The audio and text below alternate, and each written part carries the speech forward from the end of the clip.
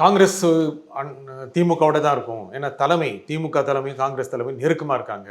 ஒருவேளை காங்கிரஸுடைய தலைமை திமுகவோடு இருக்க முடிவு செய்தால் காங்கிரஸ் பிளவுபட்டு ஒரு பகுதி விஜயோடு போகும். இப்படி எல்லாமே செய்திகள் உலவுது. அது யாருக்கு லாபம் தரும்? திமுகவுக்கு நட்டம். முழு 8% அவங்க கையில் இருக்கிறது உடஞ்சி ஒரு பகுதி தாவேக்காவுக்கு போனா தாவேக்காவுக்கு லாபம் தானே.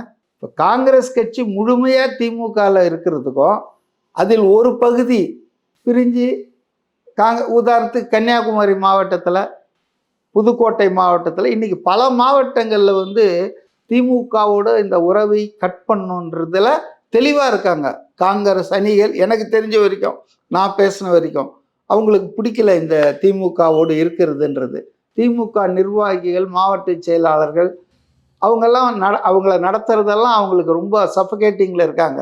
ஸோ அதனால் அவங்க வெளியே வரணும்னு நினைக்கிறாங்க. அதை மீறி தலைமை அவங்க இந்தியா கூட்டணி, பார்லிமெண்ட் எலெக்ஷன் அப்படி இப்படின்னு ஏதாவது தப்பாக கணக்கு போட்டு அந்த கூட்டணியை தொடர்வார்கள் என்றால் Congress anyway it will get split.